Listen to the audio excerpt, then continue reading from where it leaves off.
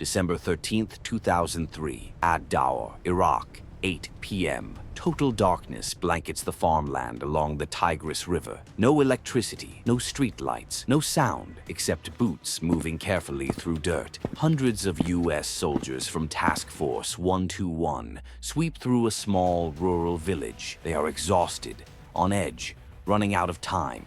2 target farmhouses have already been searched, empty again. Target number 1, the Ace of Spades, has slipped away like a ghost.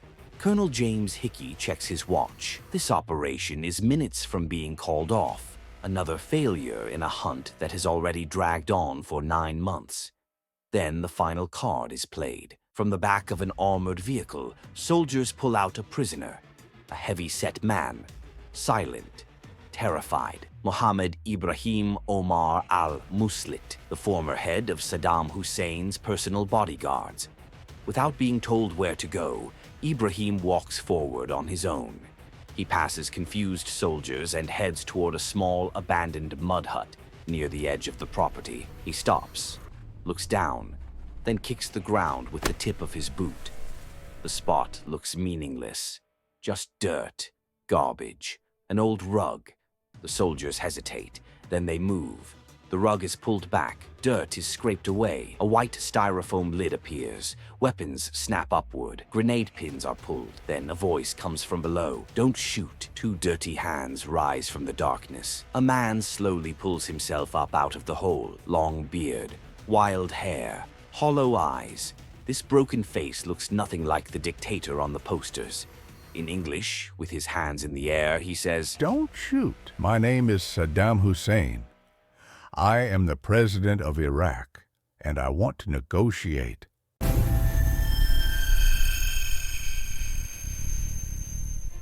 Nine months earlier, March 2003, Baghdad falls in just 3 weeks. Statues of Saddam Hussein are pulled down in front of cheering crowds.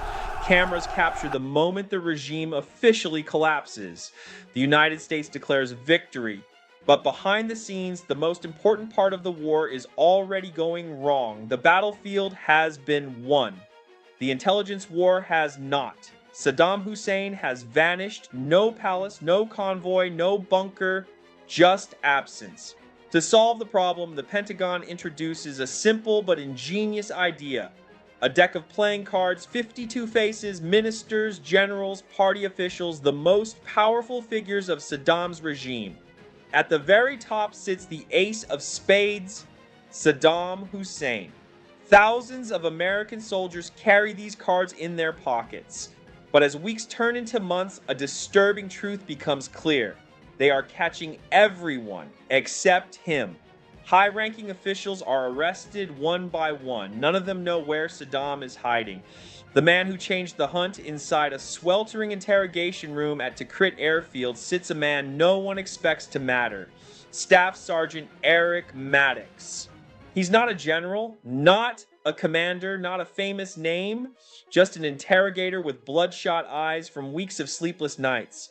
Maddox stares at the organizational chart on the wall, photos of captured officials arranged neatly in rows.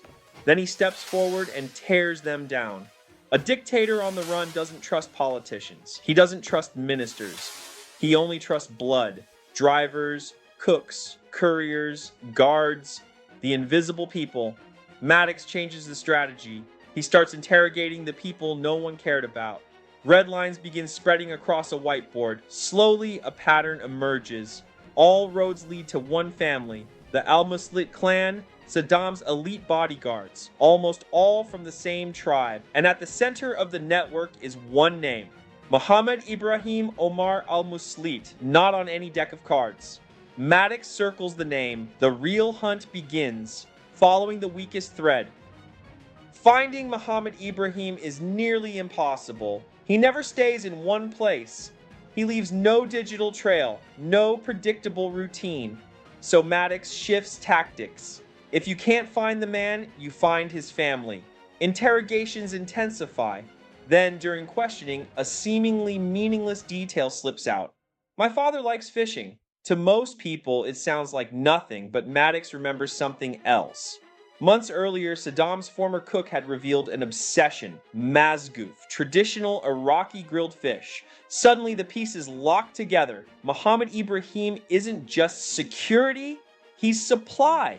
The fish farm lead U.S. Special Forces raid a fish farm near Samarra.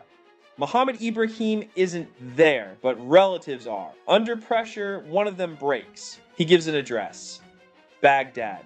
An ordinary apartment building in one of the busiest parts of the city, the last place anyone would expect Saddam's top protector to hide.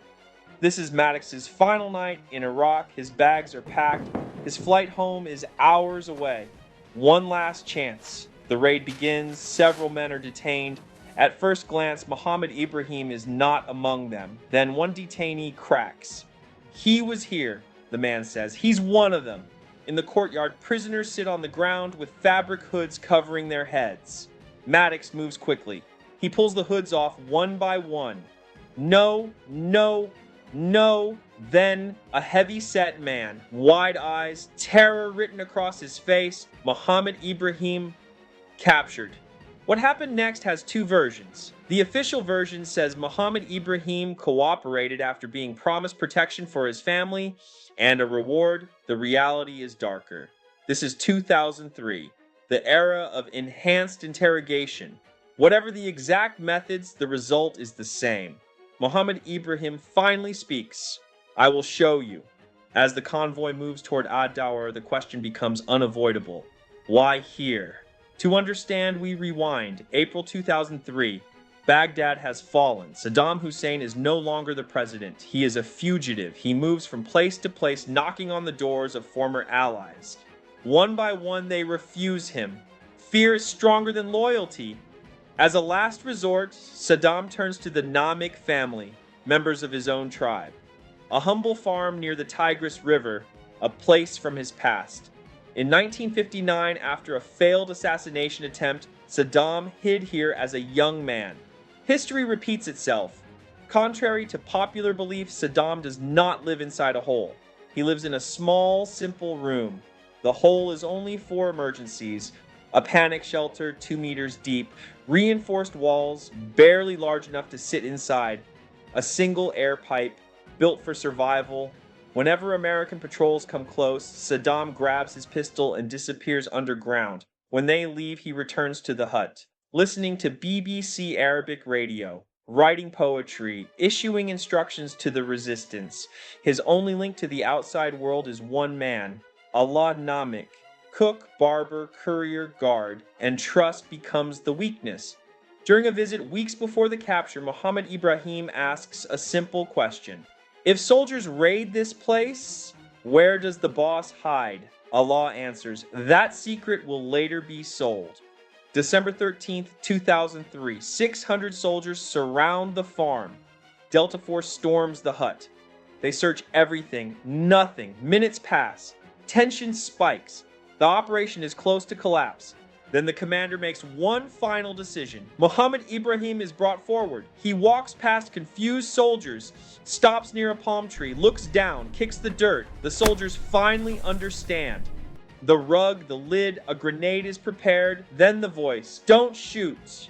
Hands rise from the darkness. Saddam Hussein is pulled out of the ground. A Glock pistol is taken from his waist. He doesn't resist. He looks small, defeated. "My name is Saddam Hussein. I am the president of Iraq, and I want to negotiate." The reply is short. Ladies and gentlemen, we got him. United States military forces captured Saddam Hussein alive.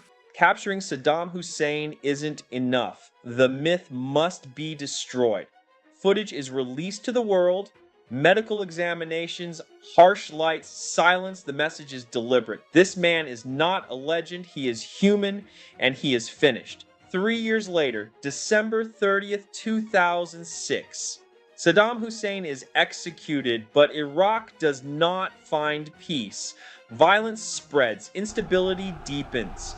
The spider hole becomes one of the most iconic images of modern history, a symbol not just of a fallen dictator, but of a region forever changed. Saddam Hussein was captured through intelligence, obsession, and betrayal. But his fall did not bring closure. Instead, it opened doors no one could close. Was his fate justice, or was it the beginning of something far worse? That question still echoes today. In the history of Iraq, a dark and painful era is over. A hopeful day has arrived.